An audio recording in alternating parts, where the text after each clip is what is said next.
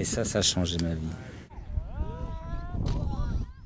Et les ailes sont déboîtées en l'air, je pense. Non, il n'a rien de cassé. Bah, ça a amorti la chute. Hein. Ça a fait... T'as vu comme il descendait relativement tranquille. Il y a une bonne école dans le modélisme parce qu'il faut, à chaque fois on casse, il faut réparer.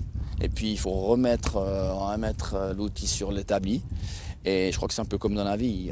Aucun d'entre nous n'a une vie facile. Souvent, c'est dans les échecs qu'on apprend le plus. Constamment, on se rend compte que si on fait une petite erreur, ça peut être le décrochage, ça peut être même la chute, la casse.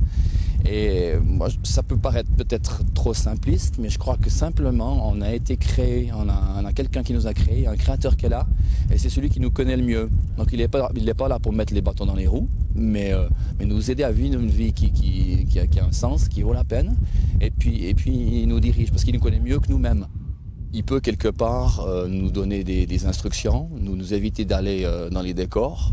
Et petit à petit, il nous dirige comme ça dans un chemin qui n'est pas une autoroute, mais qui est une vie qui vaut la peine d'être vécue. Allez, c'est bon? Allez, on y va.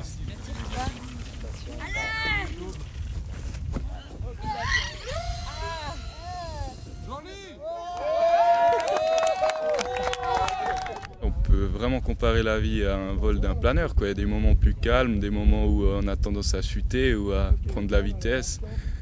Et des moments où il y a des super conditions, tout va bien, ça monte. Des fois, l'avion il fait des choses tout seul. En vol, on ne sait pas trop qu'est-ce qui se passe. Et après, avec les entre guillemets, conseils du pilote, il va pouvoir rétablir sa trajectoire. On peut voir le parallèle avec la vie où nous on se laisse peut-être emporter dans ce vent. Et après, le pilote, Dieu, va nous redonner la piste. On va se réaligner. Quand on fait voler un modèle réduit comme ça, il y a des choses qu'on influence, qu'on peut maîtriser, puis il y a des choses pour lesquelles on ne peut rien faire. Il y a des turbulences, il y a des choses qu'on ne voit pas. Et puis dans la vie, c'est aussi comme ça. Il y a des choses qui nous arrivent dessus qu'on ne choisit pas. Alors après, il faut voir comment on réagit par rapport à ça. On a la prière qui nous permet de communiquer avec Dieu. Et puis des fois, je me dis, oui, dans la vie, il y a la Bible qu'on peut ouvrir. Ce n'est pas un mode d'emploi point par point comme la télécommande où il y a menu temps et temps et ce qu'il faut régler. Mais c'est aussi un manuel de vie qu'on peut lire et on peut vraiment s'inspirer de beaucoup de choses, de ces histoires que d'autres personnes ont vécues avec Dieu.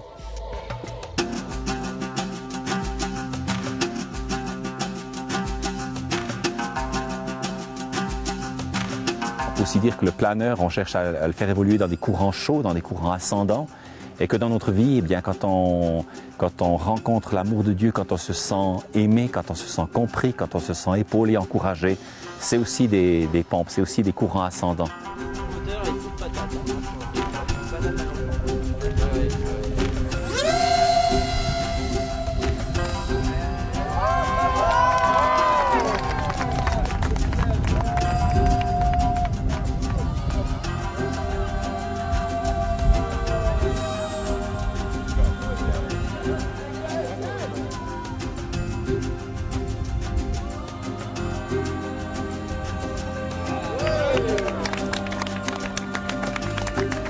Bonnes impressions, il manque un peu de puissance, mais au moins ça vole.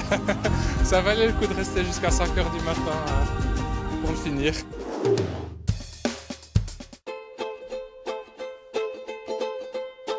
Eh bien voilà, vous avez peut-être envie de construire des ailes volantes ou de faire voler un planeur en bénéficiant des conseils et du matériel des spécialistes dans cette ambiance de camp.